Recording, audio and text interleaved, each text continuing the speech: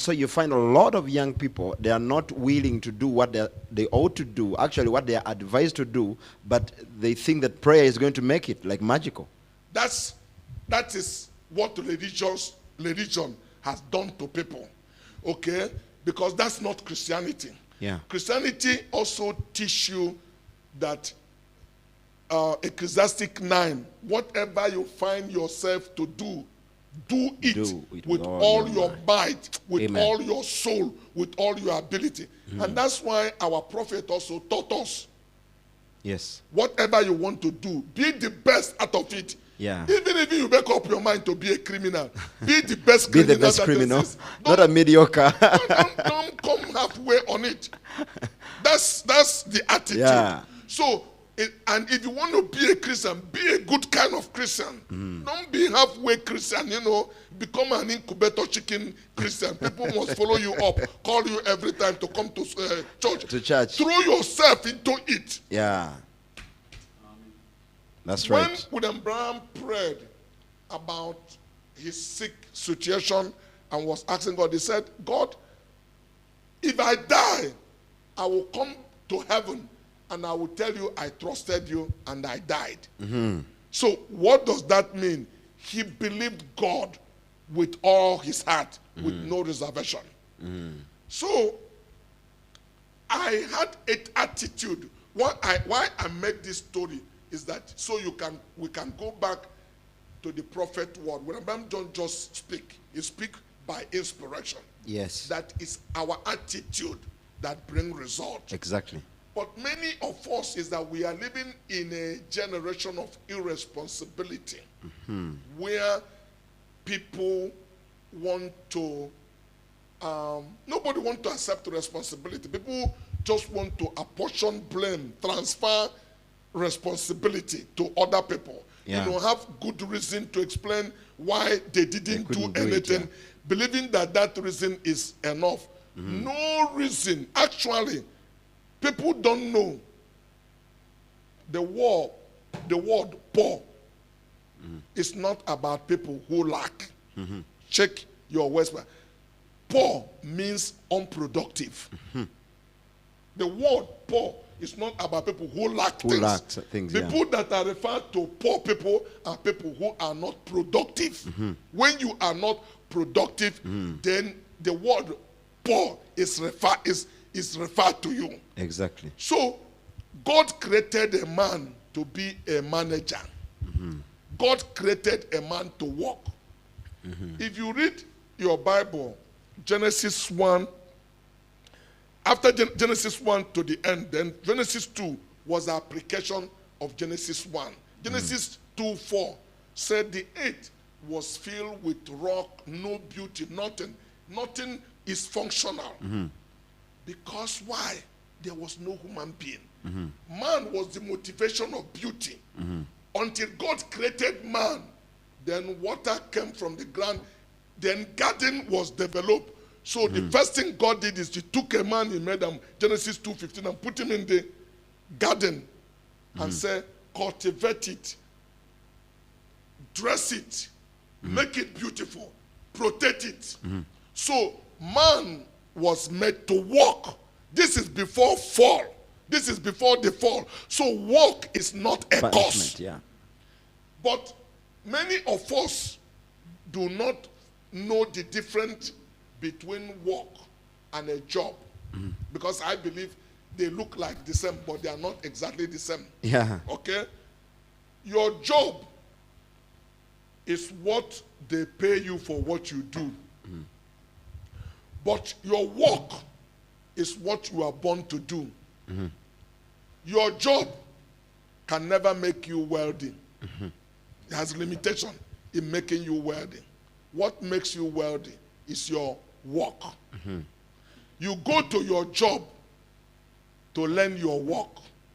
When you go to your job in the morning, you come back in the evening and start practicing your job, your work. Because in job, they pay you salary. Salary is a medicine for poverty, but it doesn't cure it. So is there a connection between work and purpose? There is a work is actually purpose. Exactly. Work is actually purpose. The reason, actually, you can call it devotion. The reason why you were born. If you find it, that is purpose.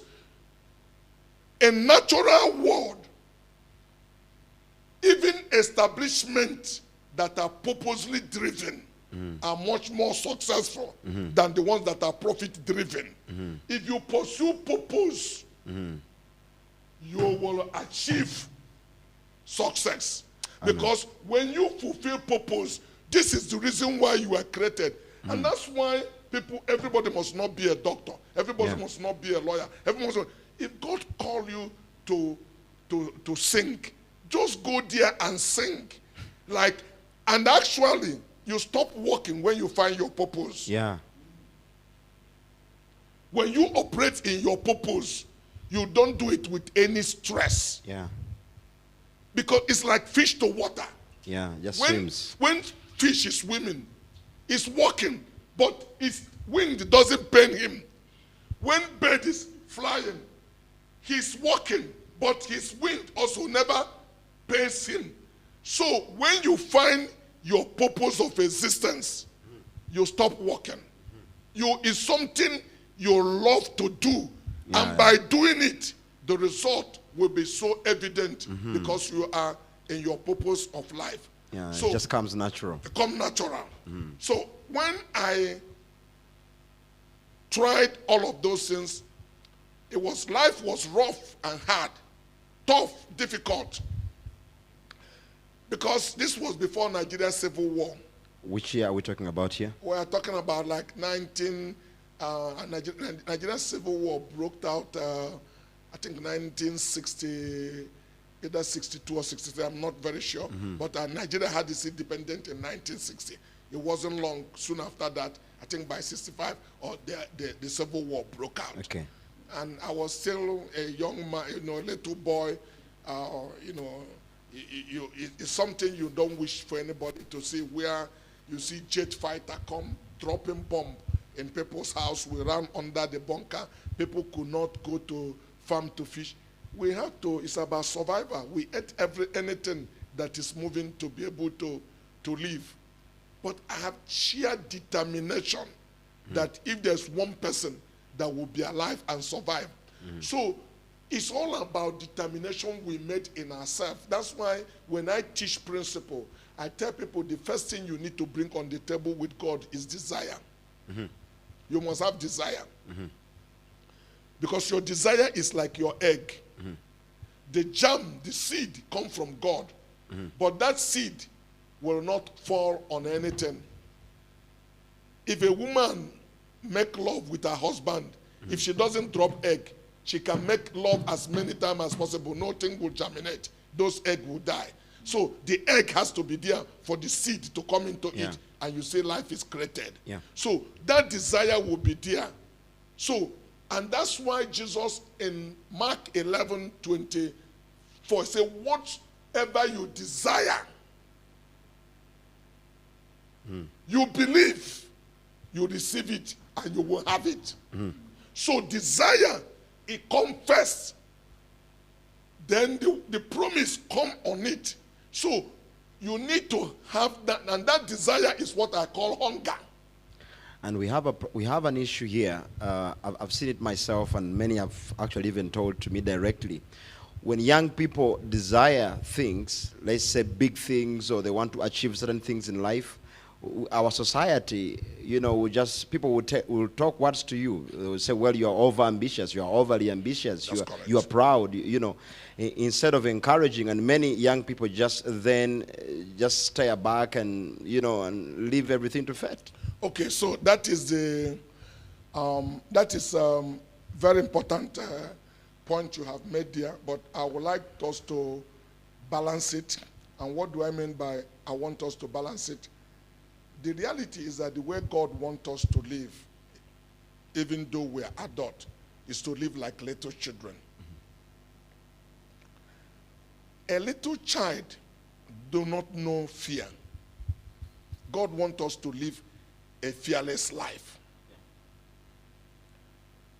We are not born with fear. We learn fear. Fear is something we learn as we grow up. If you find a child in his innocent level, and I actually tell parents, today I teach people, if you really want to know naturally who your child is, watch him from the age of 2 to 5. If that child is a born chef, he will go to the sand and putting sand together to make like he's cooking. If he's a born doctor, you will see him taking something, putting in people, because what he is manifesting naturally, because that's what he was born to be. By the time he's getting to the age of 8 or 9, his father is a lawyer. His father said, go to school and learn law. You can make money from law. All these things doesn't make money. Then the boy, the father decided to live his life through his own child. The boy will go and learn law. But he will never win any case in the court. Because anytime they say something, he's looking for book. He never gets inspiration. Nothing speaks back to him. It's only book. His father forced him to become a doctor because his father is a doctor. Because you're a doctor, your son must be a doctor. Yeah. It doesn't work like that. Yeah. Fish can never climb a tree. Yeah. Are you following what I'm saying? Yes. So allow the children to grow naturally. Parents many times are dream killers. We parents kill the dreams of our children.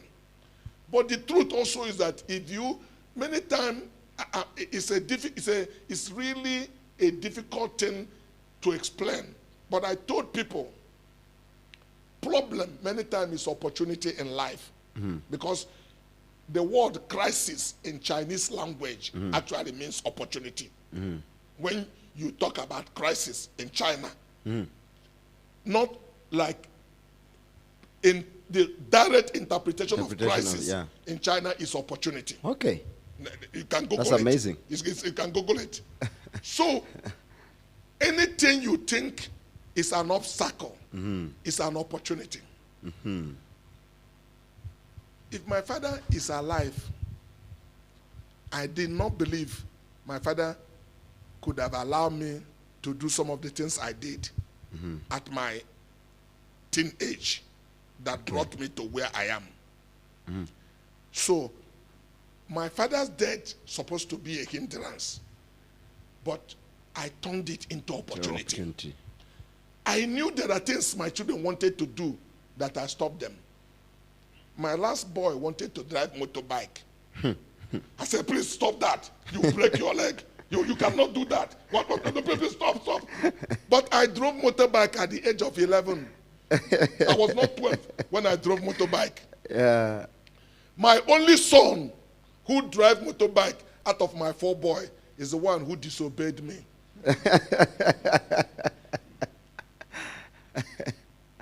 Are you getting what I'm saying? Yes. But today, both of us go out to go and ride bike. And you enjoy it together. Yeah, I'm a biker. I have BMW 1600. So he has Suzuki 1300. We go out now and rode bike, and we are the only 2 people that rode bike in my family. But he's able to ride bike by disobedient. Many times you will never find road without missing road. Yeah, that's right. If you keep on following a road that has been taught to you, you will not discover new road. That's right. So sometimes you need to miss road. Yeah. You may get to the end and you find that there's no road there. You come back. Yeah. It's experience. Yeah. You've gained experience. And people ask me, why do you say this thing? Don't you know this thing will confuse young people? I said, life is not about all that you are taught. You must have inspiration. If my father was alive, he would never allow me to marry under 20 years. Because it's not in our tradition. So I break tradition. For you to do something new, you break tradition. William Branham did not force himself to see. He was born a seer.